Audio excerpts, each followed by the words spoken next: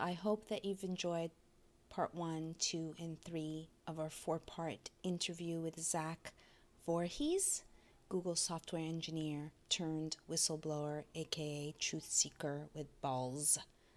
So this is the last chunk as we continue to explore the topic of health freedom within the context of big tech, Google, and what I dub techno-fascism. If you enjoyed this information, check out my other videos. It's very valuable right now to subscribe. Subscribe here. Subscribe. Why is she speaking in a British accent? I'm just spoofing off of Russell Brand when he used to do the truths. And I'm a big fan of the British accent. But seriously, if you did enjoy this information and you like my British accent, check out other videos and please show your support. It goes a long way. Like I like to say, in her 6-week lifespan, a honeybee will only produce, check it out, 1/4 of a teaspoon of honey. So if you think you don't make a difference, well, you're wrong. Every drop counts, and we have to stand in solidarity for the greater good. Thank you. Over and out. And there's the letter that I took in a picture, and they're like, "Oh, wow. Right, so you're a whistleblower." I was like, "Yep." I was like, "Okay." And so then they got really jovial with me. They were joking with me. That's I found out that there's only one cop show on television that's actually accurate. And the show is actually Reno 911. And it wasn't just one person that told. As Susie told me that, all the officers, including the FBI and the SWAT, were like, "Yep, yeah, that's totally. It's the most realistic show." And so, wow. yeah. So that ordeal took how many hours? Did that? Probably took about 3 hours, I'd imagine, for the whole thing to go down. Well, right? It turned out, it could have turned out a lot worse. Yeah, so I could have been shot on the streets, right? And so do you fear for your life now? Let's say like we compare, we look at Snowden or we look at Assange. How do you relate? And I guess also, how does, for lack of a better word, your spirituality play into this? I know that's a lot that I'm putting in there. Well, I'm concerned about sudden death every day. I know that whistleblowers typically don't have a long lifespan. Certainly, almost every single person involved in WikiLeaks is now dead. But the thing is that I don't have damaging information on individuals. I've got damaging information on an institution, and that's different. When you have damaging information on an individual, they're going to come after you because it's either you or them. But there's not an organic person that I'm going after. It's an institution that I'm going after, and so I think that's giving me a degree of safety. Also, the fact that I'm staying so public right now, yes, very important, is probably the biggest factor of my safety, because after Jeffrey Epstein's suicide, people have woken up to just how incredibly corrupt the media is. And so if I have a mysterious death, I think it's only going to make it worse for people. It's not necessarily going to be better for them, which is the reason why I am coming to all of these blogs and these YouTube channels, is because I need to get the story out there, because I need to stay alive. Yes, I relate to you. And then my other question, well, before I touch upon the spirituality, what do you think for people like myself who feel like they're slowly being digitally assassinated?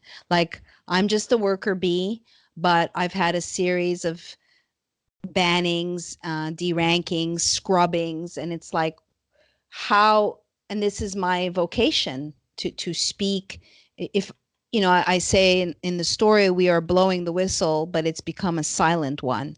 And I say, we being independent journalists or accredited health professionals, we have relied so much on Google and reveled in Google as an amazing invention. So how do we survive? Because being digitally assassinated, is equivalent, it's your livelihood is impacted. Yeah. What's the solution? I think the reason why that people are being silenced is because there's a truth that they're trying to keep hidden. And once that truth becomes revealed and is accepted by the consensus, then the value of silencing people becomes null. So right now we're in the middle of a storm, in the middle of a phase change in society, from a society of scarcity of everything to a society of abundance for everything. And, all the things that they're trying to keep scarce, like energy and health and quality food, that's coming to an end. We're going into a place of abundance. And they're going to keep on trying to fight us as long as they think that they can still win and put the genie back in the bottle.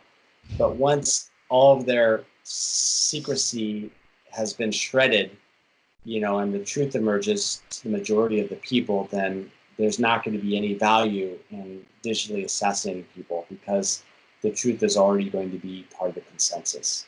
So kind of just keep on hanging in there, keep on putting the information out, keep on having faith. I guess, which brings me to what I asked earlier, the role of, for lack of a better word, spirituality, a sense of something greater, whether you call it the universe, God, Mother Nature. But can you talk a little bit about that for you personally, and how that's impacted your decisions to come out and clear your conscience, so to speak, to make it right? Yeah. I remember a girlfriend that I had in 2011 that was from the Soviet Union, and she said that Google was an evil corporation. I said, no, you're wrong. No, they're good. They're what's right in the world, right? And by 2017, I was like, oh, wow, she was totally right. And she knew she should have been totally right, because she saw through all the bullshit. And because she even back then, because she had gone through the Soviet Union, she understands the people that are the most sacrilegious are also the most evil. And so she saw it coming miles away. And Mariana, if you ever listen to this, like, you were totally right. Google was the evilest company out there. Anyways, I felt immense guilt because of the amount of deception that I had experienced in this company. And I realized that I had taken a lot of money in helping build this. Now, I didn't know, right? But once I became aware, once I saw the future that Google was building, I realized that I needed to stop this. I started to wonder whether that I had been given the gift of intellect and investigative skills so that I could find this evil. And I realized that because I was so obsessed with researching what Google was doing, I realized that I was unique in that way, that other people didn't have that. And the amount of guilt that I felt for taking the money from the system, I realized that the only thing that I could do was to collect this evidence and then expose it to the rest of the world. Thank you, Zach. Thank you. And as I started to come on this realization, I said, dude, if Google finds out that I'm leaking all this information, or when they find out that I've leaked it, because I hadn't leaked at that point, but I was like, once they find it out, I could get killed. Yeah. And I was like, but I like my life. Like, it's so rad. Like, you go to all these festivals and I enjoy this music. I got all these great friends. I don't want to die. And I started to get very, very upset at the thought that I was going to die. And I remember that a specific turning point for me came when I was at an Eclipse festival in Oregon. and everyone around me was just having like the best time ever. And I just could not snap out of it because I knew that I had this burden that I had to take all the way to its natural conclusion. And I realized that that this could kill me, and I didn't want this, and I had this conflict of I don't want to die, I don't want to die, I don't want to die, but I also don't want to live in this world that Google's going to create because I might as well be dead. And it wasn't until the actual something happened during the eclipse, and I'm not sure exactly what happened, but the moment that the moon like covered the sun, like I had this like I saw so much beauty like in that moment that I'd never experienced before, that like it moved me, and I felt this like inner peace come out, and I realized that it was going to be okay. Okay. That that this was something that I had to do, and this was your calling. There was no accident. There was no accident. And after that, I was okay with things. And after that, I was like, it's okay. It doesn't matter what happens. The only thing that matters is that like that this is done for our collective children, that we hand to them the world that was handed to us, and that they deserve to have the freedom and the sovereignty to make their own decisions in their life. And that's what we owe our future generation. And so that for me was the changing point. And that's for me when I decided that, yes, I was going to do this no matter what the cost. Yeah, you know what that makes me, you know, when I put the story out, I had someone say, Maryam, don't put your name on it. Your life is not worth losing. And I remember, often think of the movie The Seventh Sign with Demi Moore, and she's giving birth, and I don't know the character's name, but he just says, will you die for him? Will you die for him? And for me, dying for him is like, will you stand up for what you believe in, no matter what the cost is? Or are you going to sign a pact with the devil and just go ahead business as usual? And I was like, it's not for ego that I want to put my name on it. It's because that's not who I am. I'm a journalist. Like it's who I am, a journalist, curious, asking questions, wanting to inspire conversation and debate. And so I kept my name on it, no matter what the consequences are. There were many times in the realm of the CBD technofascism that I felt like I was putting armor on in the morning, and that I could see how a lot of, you know that there's 80 plus doctors that have all committed suicide. I could see how, like, imagine the FDA is raiding them. They're going to lose their license. They're going to be put in jail. They can't practice medicine anymore. And so they are led to suicide because the system is so oppressive. And so to have the courage, no matter what, to stand in the face of, to stand for truth, no matter what. I mean, like, thank you, Zach, thank you. I just honor your courage and your spirit. I stand for truth as well. So thank you for that. And thank you for telling us what was killing all the bees. Thank you. And I mean, I think up until like I was writing the story, and then when I saw the interview on Alex Jones, then it was a kind of a confirmation, because up until then, for a long time, it was like, wow, our traffic is going down. What the fuck are we doing wrong? We used to rank organically for all these search words and work really hard to source our information, as many other health sites. And until I saw you, I was like, it's true. It's not a conspiracy. It's really happening. And this is, thanks to you. And I don't remember the other gentleman's name who was on the show as well. This is, we're creating a momentum. Look at the snowball effect that you have created. There's no turning back. There's no turning back. Yep. So what is on the horizon for you? So I'm blacklisted from getting a job in San Francisco now, or pretty much any place else, because I blew the whistle on the largest company. Even though you're a hero. Yeah, I mean, and I made the world safer for everyone involved with the company.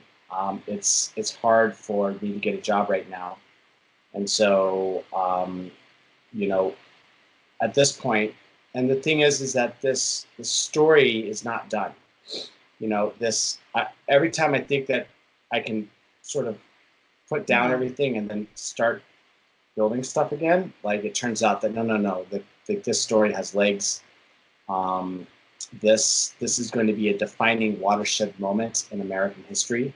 Google's going to go down like Bell Labs, was broken up, because we can't have the pharmaceutical industry buying search results and pushing down competitors. That is the definition of antitrust collusion. And what's coming is going to be a tectonic, earth-moving moment in American politics that we've never, ever seen before. We have the politicians, we have the people, we have all the industries coming together and opposing Google and saying, this is wrong, this needs to stop, this contradicts our way of life. And we have to make a decision about how we're going to deal with this company. On the one hand, they're going to get hit with antitrust. On the second hand, people are realizing that they now need to undergo a Google detox. And they're moving off of the Google search results, and they're diversifying their search engines with Start Page, with DuckDuckGo, and others, in order to be able to find information. And even though I don't necessarily like the big tech titans like Microsoft, their Bing search engine is now exceeding Google's in its search results. And so what's happening is that what we're collectively telling Google is that, hey, if you're going to censor us, we're going to censor you. We're going to censor you. Mofos. I'm just going to check my last of my notes. Can you just talk a little bit about what is this "Don't be evil" mantra that Google had? Because it's obviously not following its. Well, they dropped it. They replaced "Don't be evil" with "Do the right thing," which they couldn't even do with that. So, yeah, who determines who does the right thing? Yeah, they're just a bunch of liars. Who cares what their motto is? At this point, they've completely been exposed as an evil corporation that is hell-bent on some sort of Marxist communist revolution, and controlling all the markets. Communism, fascism, they're kind of the same thing, right? Yeah. They all subvert human sovereignty. And now they've been exposed as a two-faced liar that can't be trusted. So who cares what they say anymore? Like, their entire mission statement is just garbage. It's just words, and they're treating language as a battleground where combat takes place. So let's say sites that depend on, like, I have a marketing call every week, and we're still abiding by search terms and trying to appease Google. So what is the solution for health sites, for information to be found? Because I'd like to focus on solutions, using other Google search engines, right? Spreading the truth to tell people this is what's happening. Because I've had conversations with people who even understand, but have said that they would give up their privacy in order for convenience, which is, of course, that's their choice. If they know this is what's happening and they choose convenience over privacy. So what are some other solutions that we can offer people out there? So what I like to do is I like to categorize things as I go, and I see really interesting stuff. I bookmark it. I save it into a categorized document, because I know that if I try to search for it again, I may not be able to find it due to search algorithm manipulation.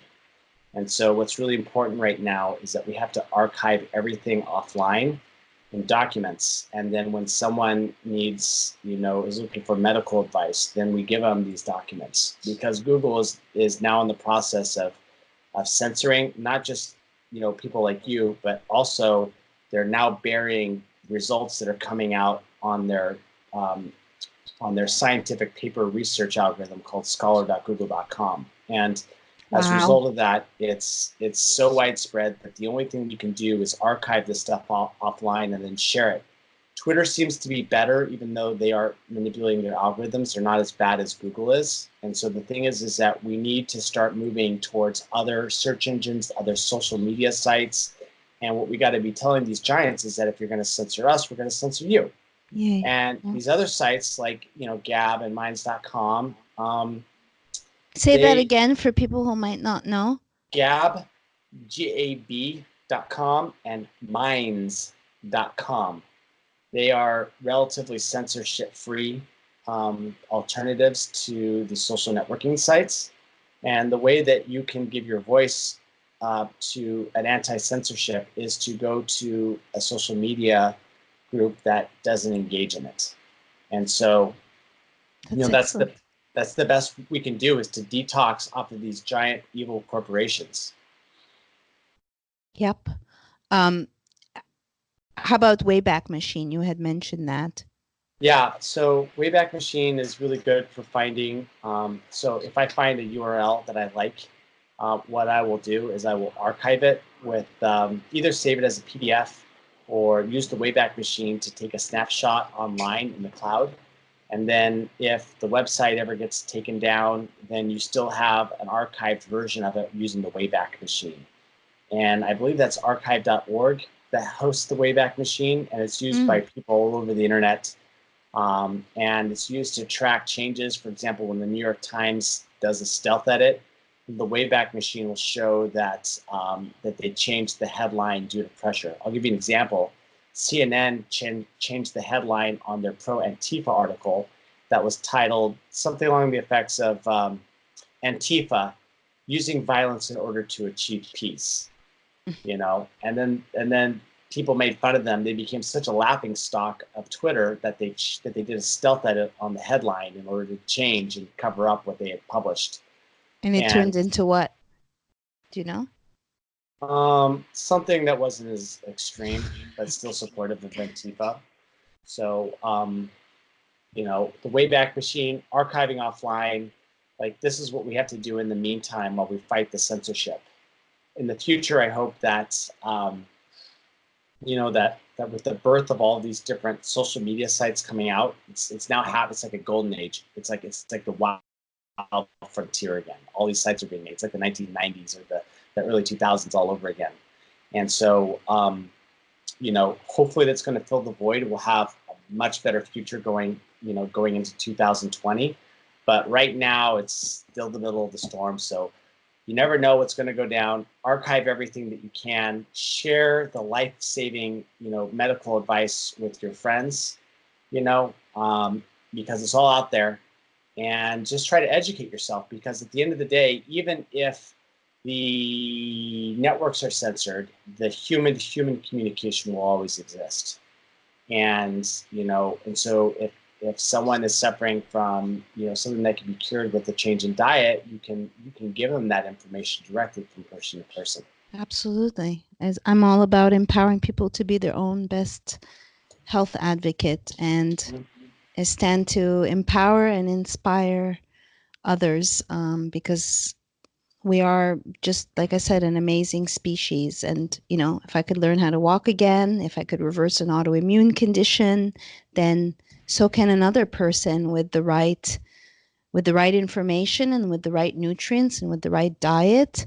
And that's what preserves our mind and our capabilities to think critically. I also think kindness, being kind to one another and forgiving and realizing that we're growing and we're on a journey, to not just ban someone off of the island like a Roseanne Barr or an Alex Jones, but allow, you don't like them, change the channel. So thank you for all those solutions. And I think we've been talking for 2 hours. So wow. I'll wrap it up and say thank you, Zach. Thank you for your inspiration and your contribution to revealing the truth. Thank you very much. Thank you. It's my pleasure. Thank you. Thank you for having me on, Maryam. Thank you.